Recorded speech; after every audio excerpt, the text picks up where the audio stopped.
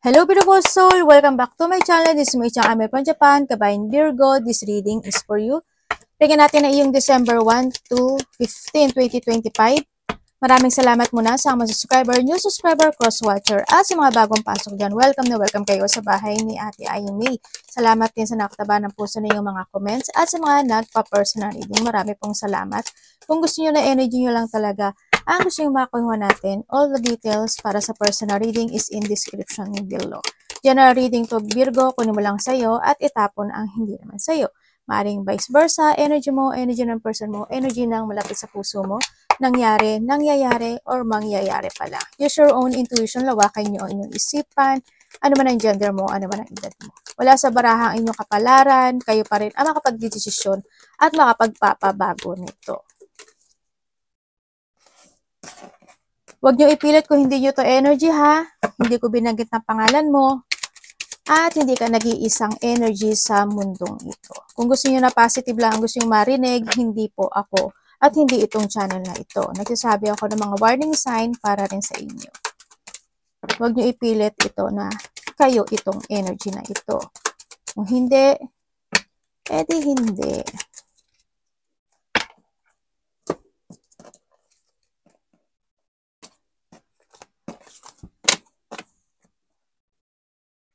Stepping into a new experience. May mga bago ka na susubukan, no? Sa iba sa inyo. This time, 1 to 15, o kaya o kaya sa iba naman may mga bagay o sitwasyon na magtatapos or tapos na. Ganyan. Halimbawa, tapos ka na magbayad ng utang. Tapos na yung goal na ito, and then this time, uumpisahan mo naman ito. Ganyan. O kaya naman sa iba sa inyo is, nahadot ka sa point na may mga uumpisahan ka na or susubukan ng mga bagay-bagay. May mga ganang sitwasyon. Ako nakikita sa iyo. And mag-ingat kayo sa legs. Maaring nandun yung mga may sakit sa gout, masakit ang paa, binti, buto, kalamnan, or masugatan ka, madaganan, or mahulugan, mabangga, kung ano man yan. No? Ingat lang ikaw or someone into your life. Forces working against you. May mga tao na hindi ka magugustuhan or galit or maiinis or maybe this is you. Yan, may mga tao na may hindi magandang balak sa'yo. Ingat lang din. Victory in some endeavor. Maaring you are related to Aries, no? Or may mga victory happen by this 1 to 15. Kaya na handito rin si new experience. Baka nahandun ka na sa point na yon, na may mga magtatapos at may mga magandang mangyayari by this week, by this first half. A distant friend is thinking of you. When it comes dito, pwede rin kasi halimbawa yung kapatid mo is your friend, di ba? Yung magulang mo, friend. Yung anak mo, friend. Ganon. Karelasyon mo, friend. Kasi friend naman is kahit sino pwedeng maging friend. Yan. May tao na nag-iisip sa'yo, no? Na nasa malayo, pwede nasa ibang baryo, nasa ibang probinsya, o nasa ibang bansa, or maybe this is you. O kaya ito yung tao na to na nagbibigay sa'yo ng kasiyahan, or victory, or success into your life. Pwedeng ganon. Yan, may tao daw na nag-iisip sa'yo. Or pwede rin sa iba ha, nandito kasi sa axe. Yan, may tao, hindi naman lahat kayo, pero dito may tao na akala mo ay kaibigan mo siya, yun pala, behind your back. Pwede yung karelasyon mo, di ba? Akala mo loyal sa sa'yo kasi di sa dog, loyalty yan di sa dog. May tao na akala mo loyal sa sa'yo, or friend mo siya, or okay sa sa'yo, karelasyon mo talaga siya, or mahal ka niya, yun pala hindi. Di ba? Ingat ka pa rin, baka may mga third party rin sa iba. Ingat. Trust your intuition. Deep friendship with someone of the same sex. Yung iba sa same sex. Bulol no? Maring iba sa inyo is same sex relationship, or magkakaroon ka ng connection with someone with the same sex. Pwedeng lalaki sa lalaki, babae sa babae, pwedeng ganun. Magkakaroon siya ng deep feelings, or ikaw ito sa kanya, pwedeng ganun. Uy, may marireceive ka daw. You will receive a gift. Natin ito si Victory kasi maganda. Sabi ganun, no? Yeah, makaka-receive ka daw ng gift. Kung ano mang gift yan, ikaw ang magbibigay ng gift, or makaka-receive ka ng gift with someone. congratulations. Di ba? Maganda yung blessing sa'yo. Uy, saving. O, iba dito, maybe you have a collection. May mga bagay ka na kinokollect. Halimbawa, nagko-collect ka ng mga taga 500 pesos, 1,000 pesos, mga old coins, pwedeng ganun. Or you're collecting something, mga importanteng bagay, halimbawa, mga figurine, yung mga, may mga worth it na collection, pwedeng ganun na kapag tumagal na, pwede siyang palitan ng malaki, di ba? Pwedeng ganun. Or nahandun na rin yung sitwasyon mo na you are more on thinking about saving money para sa future. Yun ang nakikita ko dito. Or you need. And syempre magkakaroon ng mga promises situation. Yan. Siguro handun na yung magkakaroon ng mga magiging may tao, ikaw or someone, may tao na magiging responsable. This time, pwedeng ikaw maging responsable kasi you're thinking about something future and save money. May tao na magbibigay ng promises o may tao magpa-promise sa'yo. Pwede yung anak mo, karelasyon mo, kaibigan mo, kapatid mo, ganyan. May mga promises situation happen. Ako nakita, may confirmation nga oh. Baka iba sa inyo, may magpo-propose. Diba? Parang handoon sa, kung magka-relasyon kayo nito, nahadon kayo sa sitwasyon na parang for better, for worse, till death do us part, parang natin. Kahit magkaroon tayo ng mga balakid in life, hindi tayo mag-iwalay, may mga ganon. Uy, depression, phobia, and paranoid. Pwedeng ikaw ito, or someone into your life, kasi nandito rin si Axe, no? Pwedeng may mga tao na mapaparanoid sa'yo, may mga tao na makapagbibigay sa'yo ng depression, may mga tao na paulit-ulit na lang, ganyan, ang nakita ko dito. Kasi andun si Axe, yan, may mga pang-iinsulto, kung ano man yan, na ikaka-depress mo. Pwedeng sa sarili mo din, marami kang iisipin ng mga bagay-bagay, marami kang aalalahanin, may mga iisipin ka ng mga bagay na pag-aalala, or ikaka-depress mo, ganyan. It's more on thinking ka kasi sa no, yung malalim ka rin mag-isip, minsan, sa nakikita ko sa iba sa inyo. May mga phobia, kung ano man yung maphobia mo yan. Uy, self-care. This time is nandun ka na sa point mo talaga na magkakaroon ka ng self-care. Siguro mas more ka magiging caring sa sarili mo. Baka mag-exercise ka na, magda-diet ka na, magiging careful ka sa kinakain mo, iniinom mo, pwedeng gano'n. Magiging self-concern ka, hando na yung magkakaroon ka ng mga self-healing situation. When it comes naman dito sa nakita ko dito, andito ka sitwasyon mo, mas nagkakaroon ka ng self-healing when it comes with alone time. Pag mag-isa ka lang. Para nandun ka sa nagre-recharge ka. Doon ka nakapag-recharge kapag alone time ka at nag-iisa ka. Yan ang nakikita ko sa dito. Or you need kung nandun ka talaga sa depression. Mas more ka mag-focus sa sarili mo. No? This is a time to heal. Yung mga bagay na need to heal, it's time to heal. And very independent kasi yung iba dito. No? And then also, sa nakikita ko dito is, mahalimuyak ka o ibig sabihin is magiging mabango ka sa paningin ng iba. Ganyan. Or kaya tulinahan dito sila, si Axe, nandito si Axe, no? Magiging mabungo ka sa paningin ng iba o pag-uusapan ka kasi halimuyak ka. Ganyan. So, nakita ko dito. Tingnan natin ang energy. Yung iba sa inyo, andun yung pagpaplano, no? Napaka very organized mo. You know how your target. You're planning something and magaling ka rin sa mga pagmamanage o may mga ima-manage ka ng mga bagay-bagay by this 1 to 15. Yung iba sa inyo. Energy ni Virgo. Ay, kailangan dun pumunta talaga.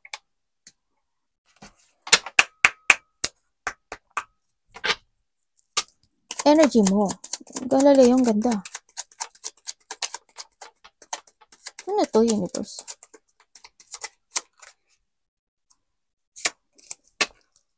Energy po ni Virgo. Ang lit na nga ng barahan, nagwawala pa. Saan ka?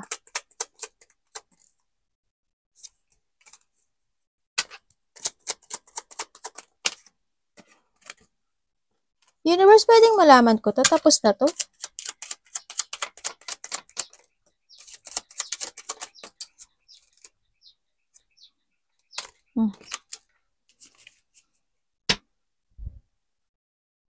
May hinihintay ka?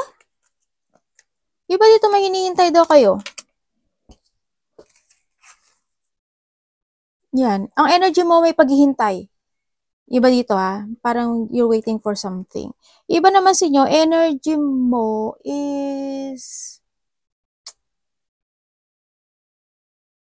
May sakit ka ba? Kasi hindi ko nakakita stability mo. But dito may sakit, kasi nandito rin si family, either ikaw ang may sakit, or someone in the family is may sakit. Yun na nakikita ko energy. Kasi low energy ito, may mga sadness ako na nakikita. Siguro makakaramdam ka ng ng konting kalungkutan. Ganyan. Yan. May konting yamot. Yan, baka magkaroon ka ng yamot this 1 to 15, mayayamot ka or maiinis ka. Ayan. And then also, ang energy mo is, pwede rin kasi na halimbawa, merong isang karelasyon mo or connected sa'yo na family mo na nasa ibang lugar, kaya pumunta ng probinsya, pumunta ng ibang bansa, o karelasyon yan, or nagkaroon ng sariling direksyon. Pwedeng isa yon sa nagkakaroon ka ng kaya you feel imbalance, pwedeng ganon, kasi you feel not complete, kumbaga, kasi may kulang.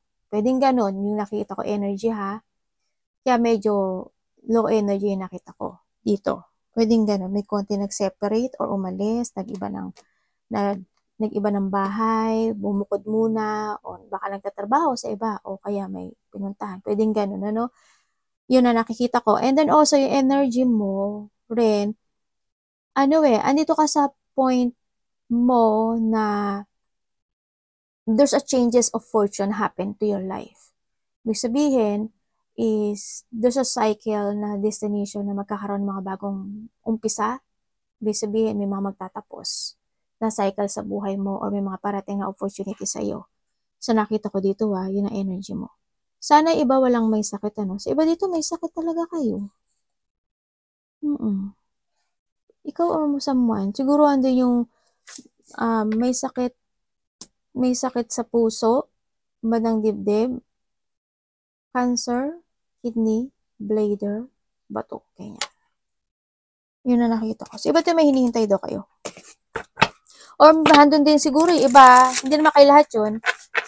May maaaring pinsa, sumasakit yung ulo mo, masakit na yung paa mo, or someone, na nagkakaroon ka na you feel hard, may mga hardship situation ka na nararanasan, parating sa kay Virgo. Ano parating sa kanya? Okay. Tingnan natin. Na yung ko sa upuan. Tingnan natin. Parating sa kanya.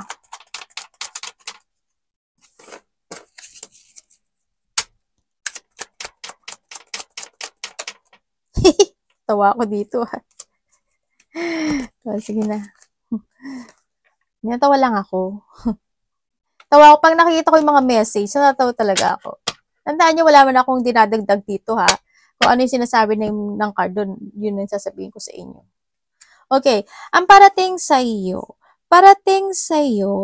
may gagastusin ka raw. Maglalabas ka na ng malaking pera? Or may bibigyan ka ng pera? Yun na nakita ko. Or may paggastos na magaganap sa iyo. Yan. Or nandun yung may gastos ng gastos, o may mga gagastosin. Or sa iba dito, malaki to. Malaki, may ilalabas kang perang malaki. Yun ang parating sa'yo. 1 to 15. And then, sa iba naman sa inyo is, may mga celebration na magaganap o mangyayari. Baka sa celebration. Kaya ka, diba? Ibig sabihin, may mga celebration, getting together, fun, happiness, enjoyment. Pwedeng may mga getting together ng close relationship. May birthday, may isi-celebrate, ganyan. Family unity reunion, pwedeng ganun. Sa iba naman sa inyo, parating sa inyo is may mga sorpresa na magaganap o kaya parties event. Yung iba coming home to eh. Pwedeng may mga galing ng ibang bansa o kaya naman galing ng probinsya o galing ng kalapit baryo, pwedeng ganon. Papunta sa inyo. O kaya ikaw ito, uwi ka ng Pilipinas o pupunta ka ng iba ng probinsya, pupunta ka ng kalapit baryo, pwedeng ganon. May coming home. Meron din na parating na there's a reward ka na marireceive. Kumbaga, there's a positive outcome. Pwedeng mayroon kang hinihiling or inaasam na parating. 1 to 15. Yan, may reward ka rin daw. May success situation ako na nakita sa iyo. Dito.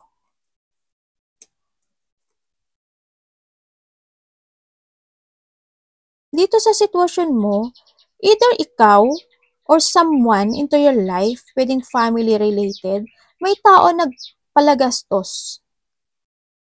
Yun, ang nakikita ko Tapos yung iba naman sa inyo, meron ako nakikita na tao na abusado.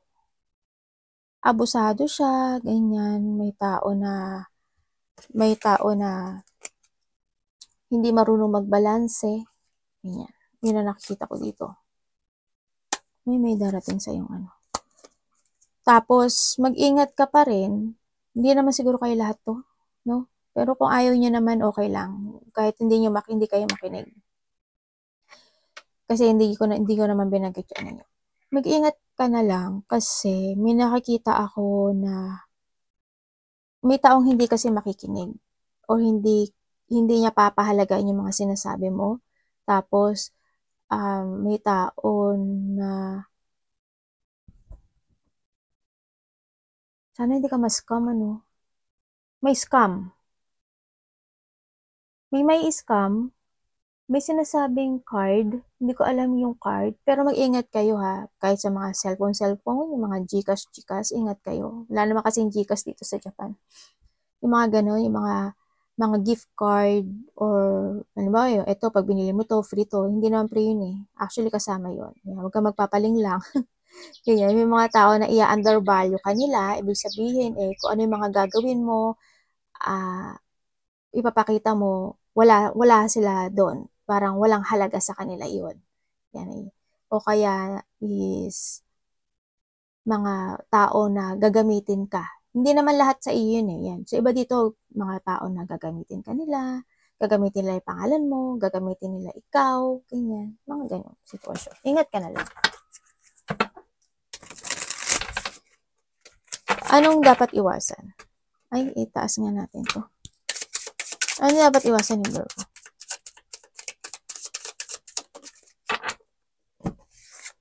Kung gusto niyo na positive lang nako, hindi ako yun. Pwede kayo lumabas. Sabi ka, pinalayas. Ate, nagpalayas ka na naman.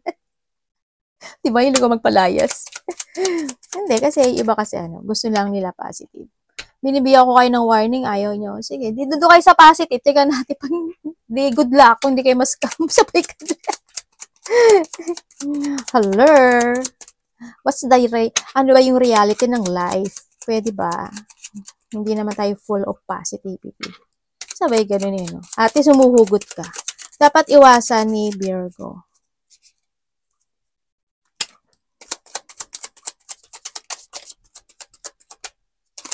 Ano ba yan?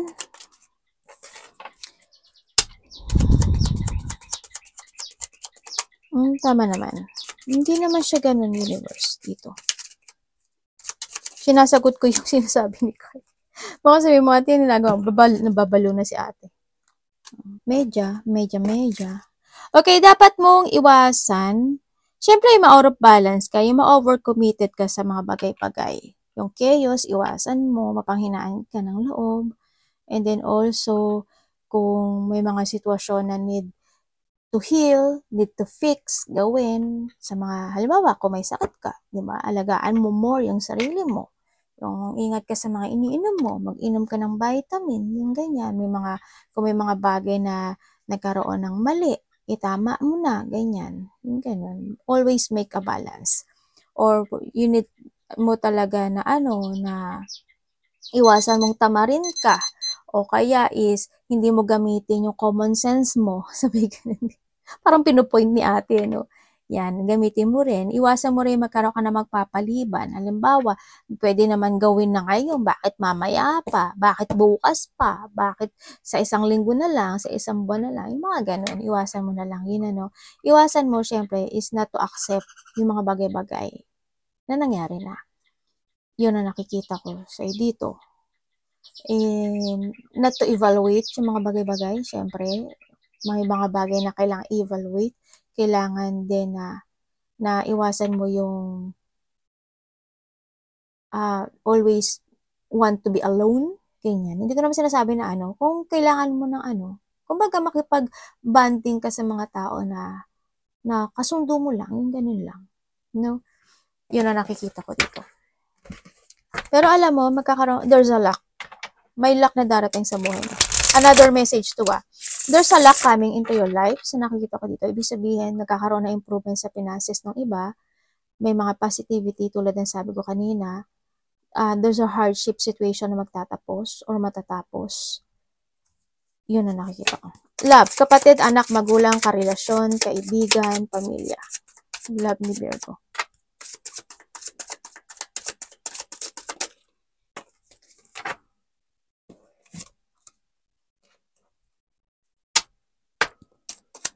Panalo.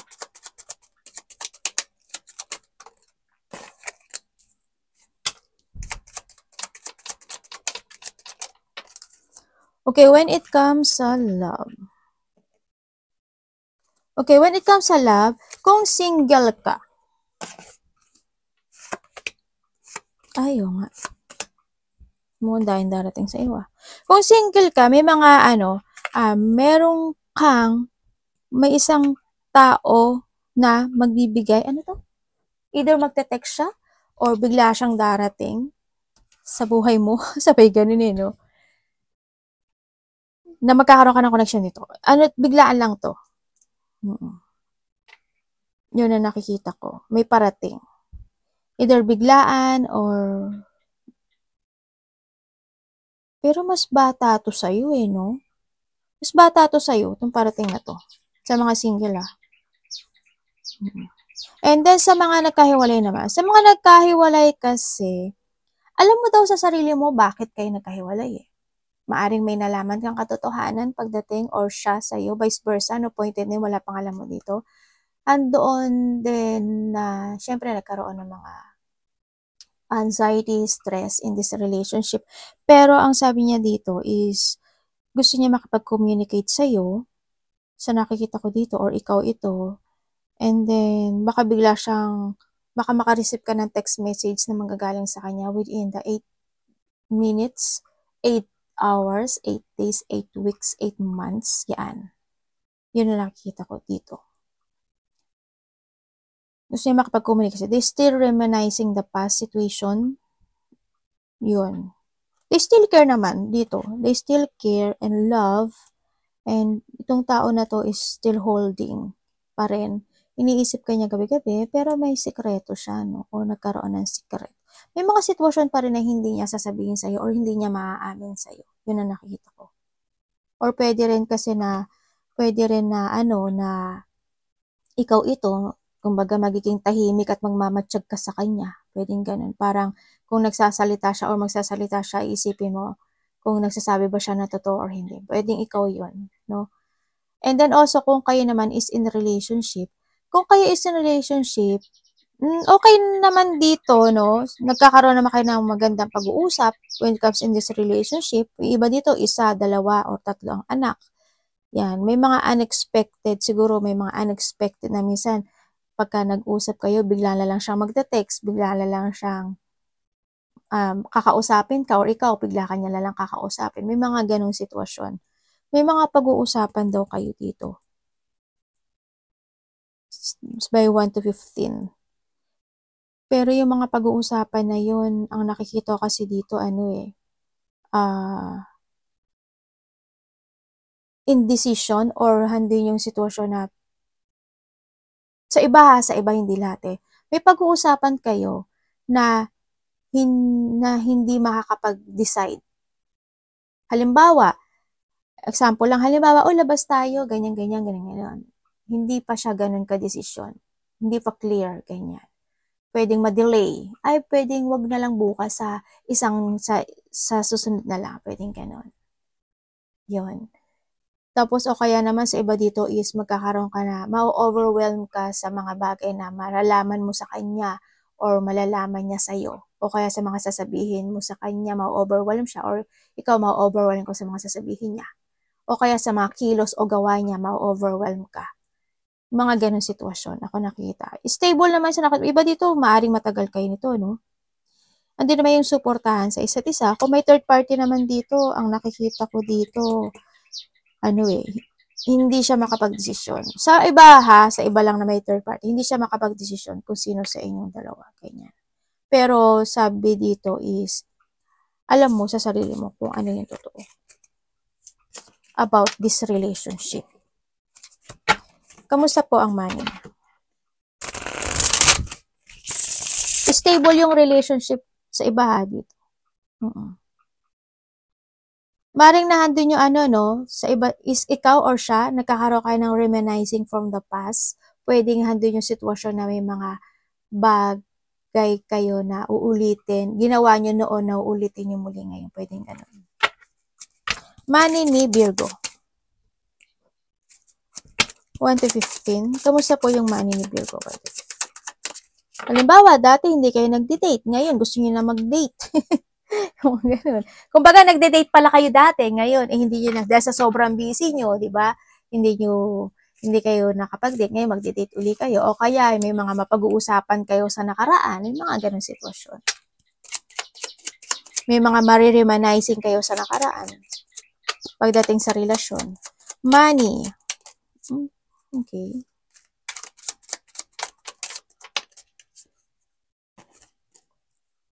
Ay, Galileo, ang ganda. Okay. When it comes sa money mo, maganda yung money mo. You have the 210. Ba, 210. Ay, tatlo nga yung, actually, 4 yung 10 mo. 10, 10, 10. 10, 10, 10, 10, 10. O, diba? Ganda, completion to. Tataka ka ng bagong direksyon sa buhay mo. Virgo. As in. Pagdating sa money mo, nandito ka sa money mo na you always use your head when making a decision-making pagdating sa pera mo. As in. Andito ka sa sitwasyon mo kung, nandun ka sa point kasi na, kung may mga bagay na halimbawa, may mga bagay na, basta pera or trabaho to kasi yung trabaho doon na nanggaling yung pera mo. Nandun ka sa point na you always use your head when making, sa pagpapatakbo ng pera, iniisip mo talaga siyang maigi sa nakikita ko dito. And ikaw rin yung tao na, kung may mga bagay pa na kailangang maayos o masaya-ayos o makumpuni, gagawin mo yun. Ganun ka. Ibig sabihin, alam may sirang radyo o kaya may sirang electric fan. Diba? Hindi ka muna bibili. Gagawin mo, i-fix mo yun. Aayusin mo yun. Ipipilitin mo na maayos yun kaysa ka bumili ng bago, ganyan. Nandito ka sa halimbawa, may cellphone ka naman and nasira lang yung battery, ipapaayos mo na lang yun. Bibili ka lang ng bagong battery and then hindi ka bibili. Parang you use your head talaga pagdating sa And when it comes sa money mo rin, yes, may magandang mangyayari. There's a change of fortune happen sa money mo. There's a good luck, there's a good karma, and magto-turn around sa'yo si universe, and may mga luck ako nakikita sa'yo, kaya siguro this is the time na, hindi ko alam in what way siya ibibigay yung luck na yon. So nakita ko pwedeng ibigay niya yon in you're receiving something valuable things, diba? Pwedeng ibigay niya yon sa mga overtime mo, pwedeng sa iba dito ibibigay niya yon sa gambling, pwedeng ganun. Kaya try nyo rin, baka manalo kayo, no? And then, maaaring iba sa inyo, ibibigay niya yun sa anak mo, sa kapatid mo, ganyan. In what way niya ibibigay yung luck mo is iba-iba kayo. Yan, there's a luck na magaganap sa iyo.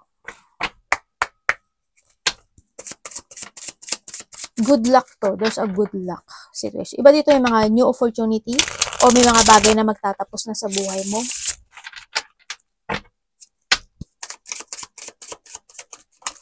Advice.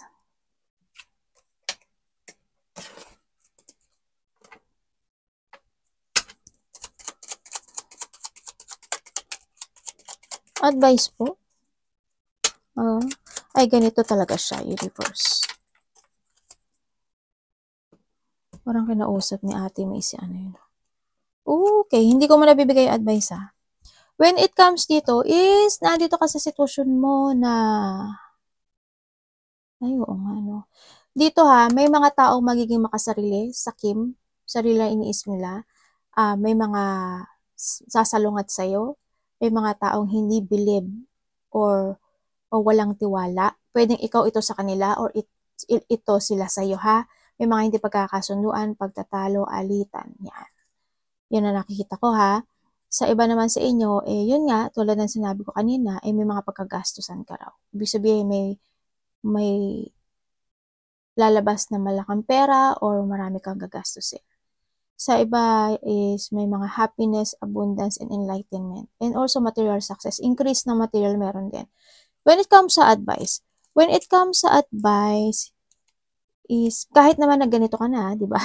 Is more on patient pa rin kasi andun ka naman sa point ng buhay mo na kalmado ka lang talaga, tahimik ka lang talaga kasi gusto mo lang talaga ng peaceful and kapayapaan sa buhay. Gusto mo lang talaga is pagkakaisa sa nakikita ko dito, no? And try to make it balance. Isipin mo rin yung sarili mo, ha? Isipin mo rin yung sarili mo. Okay lang na isipin mo yung iba, pero huwag mo kakalimutan yung sarili mo. Kailangan mo rin ng self-care. Alagaan, kung may mga bagay na need to recover, i-fix, ayusin. When it comes to yourself, gawin mo. Pwede ka rin lumabas-labas, ano, para kung medyo may araw-araw minsan sa Pilipinas, kung nasaan bansa ka man, ganyan, medyo magpa-araw-araw ka din minsan, baka minsan hindi iba na yung kulay mo, hindi na puti, putla na, 'di ba? Kailangan mo rin masinagan ng araw o kaya maglakad-lakad ka, ganyan, gawin mo daw, no? Kung may mga kailangan nyo rin mag-iinom ng mga vitamins, vitamin D, yan, vitamin C, ganyan, vitamin B1, mga ganyan ano. May travel kayo? Iba di para may travel. And then also is may mga and it's more on maturity kasi mature ka naman talaga. Yan, it's more on maturity and may mga achievement, fulfillment. Meron kang travel, either malayo or malapit yung travel na nakikita ko. There's a harmony and peace coming. May mga manifestation or na marireceive mo or anything na you desire, darating siya. Yun ang sabi dito. Kung ano iba dito, may mga new project, new situation. Oh, Galileo. Ingat ka, may mga unexpected sa'yo. Ayan, dito talaga siya, oh. Di ba yun? Kung ano yung sinabi ko dito, dito siya. Mag-trust ka daw sa intuition mo, Virgo. Kasi makakatulong yun sa'yo. Arigatou namaste, God bless.